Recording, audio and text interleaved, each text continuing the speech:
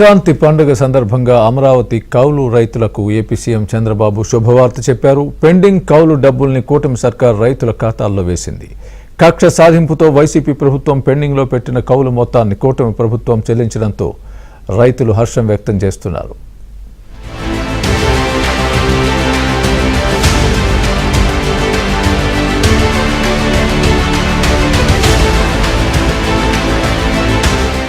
సంక్రాంతి సందర్భంగా రాజధాని అమరావతి కౌలు రైతులకు ఏపీ సీఎం చంద్రబాబు శుభవార్త చెప్పారు.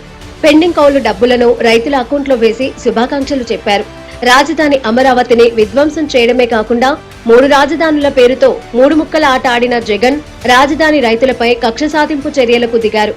మాస్టర్ ప్లాన్ కు విరుద్ధంగా R5 జోన్ ఏర్పాటును రైతులు వ్యతిరేకించారు.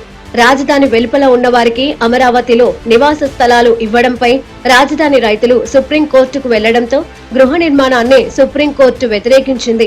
దీంతో వైసీపీ ప్రభుత్వం రాజధాని రైతులపై కక్ష సాధింపు చర్యలకు దిగింది. రైతులకు చెల్లించాల్సిన 2 సంవత్సరాల కౌలు చెల్లింపులను నిలిపివేశారు.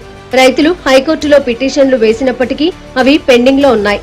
ఈలోపు ఎన్నికల్లో కూటమి ప్రభుత్వం అధికారంలోకి రావడంతో కౌలు బకాయిలు చెల్లిస్తామని, రాజధాని నిర్మాణం కూడా కొనసాగిస్తానని చంద్రబాబు హామీ ఇచ్చారు. ఇచ్చిన హామీని అధికారంలోకి వచ్చిన తర్వాత కూటమి ప్రభుత్వం అమలు చేసింది.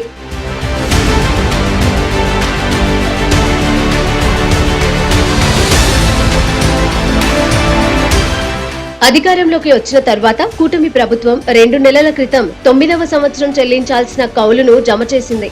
అనంతరం సంక్రాంతి పర్వదినం సందర్భంగా 10వ ఏడాది కౌలును 255 కోట్ల రూపాయలను రైతుల అకౌంట్లలో జమ చేసింది.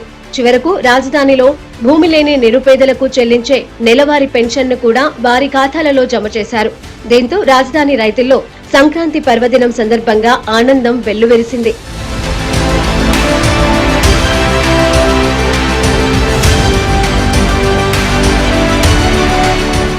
ఎన్నికలకు ముందు కూటమి తరఫున టీడీపీ, జనసేన, బీజేపీ పక్షాలు హామీ ఇచ్చిన విధంగా ఏకైక రాజధాని అమరావతి అని నిర్మాణాలను కూడా తిరిగి ప్రారంభించేందుకు టెండర్లు కూడా పిలిచారు. ప్రపంచ బ్యాంకు 15,000 కోట్లు, హడ్కో, జర్మనీకి చెందిన KfW బ్యాంకులు కలిపి 16,000 కోట్ల రూపాయలు, మొత్తం 31,000 కోట్ల రుణం మంజూరు చేశాయి. ఈ రుణంతో రాజధానిలో అసంపూర్తిగా ఉన్న భవనాల నిర్మాణం, సెక్రటేరియట్ టవర్లు, అసెంబ్లీ, హైకోర్టు, మంత్రులు, జడ్జీలు, ఇతర భవన నిర్మాణాలు ప్రారంభమవుతాయి.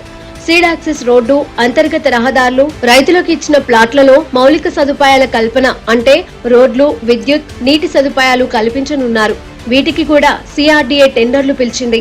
రాజధాని రైతులకు మరో 5 సంవత్సరాలు కౌలు ఇచ్చేందుకు కూడా సీఎం చంద్రబాబు ఇప్పటికే అంగీకరించారు. రాబోయే 3 సంవత్సరాలలో రాజధాని నిర్మాణం పూర్తి చేస్తామని ప్రభుత్వం చెబుతోంది.